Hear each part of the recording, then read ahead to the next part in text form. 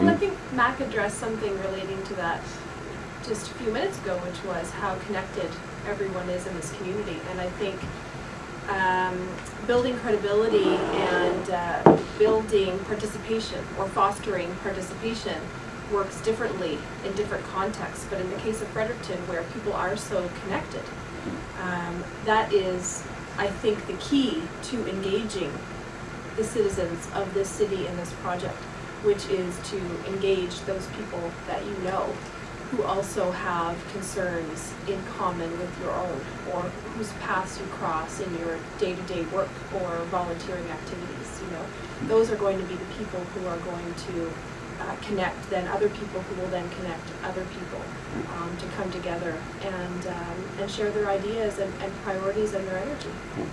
Mac, one of the concerns is that the business community won't get it. What do you think? Because business community is very involved with community. I think that just the opposite in Fredericton, in my experience, has been the business community does get it.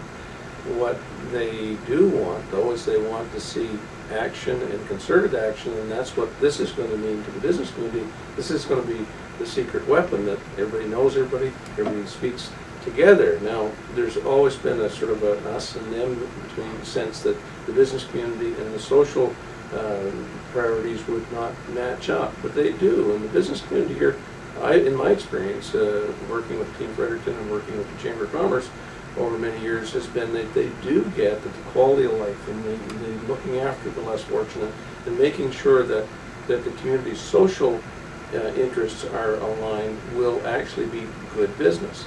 Uniquely, I think it'll work here where it might not work somewhere else. That was great. It's kind of funny because my husband serves as the president on another board here in the city. And so we kind of always joke a little bit with each other, but it's actually very close to, a little too close to home and close to reality, that we're going to outcompete each other. Our boards are going to outcompete each other for funding dollars, right? So we have this little joke at home.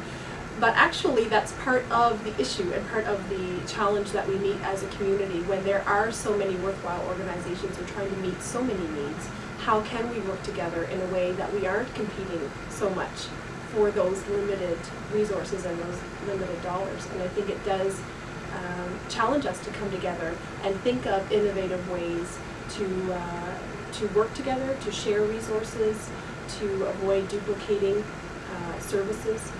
And so I think that's where the social and the innovation come together in this community. Well, whether we're working for a charity or a specific need or an area, if we work together, we have access to more dollars, to more people, to more resources than we ever do working individually. And we're a small community, but we're a powerful community in that we are small enough to know a lot of each other and to have common problems and commonality of goals. So if we go to the federal government or the provincial government as one voice, we got a lot more likelihood of succeeding.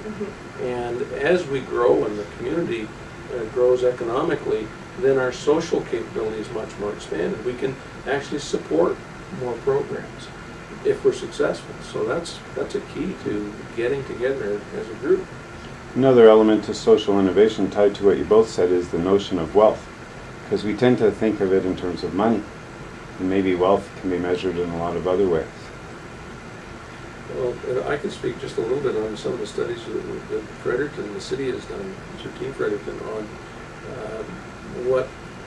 what causes cities to become and communities to become successful. And the Richard Florida theory is that it's a quality of life, and how we actually treat each other as a community will have a great bearing on our success. And businesses are becoming much more cognizant of that, so it will work. And this whole idea of coming together as a group, I'm excited about, because it means we can start to pull a few people together and groups together rather than everybody having their own little voice in the wilderness. Yeah, it's certainly a lot more effective. And I think also recently about a study that came out about the happiest cities in our country. And the city that was quoted as being the happiest was St. John, New Brunswick. And the number one reason it was tied to is because they know and trust their neighbors. Yeah. So that tells you a lot really about what the definition of wealth is in a community. It has more to do with being connected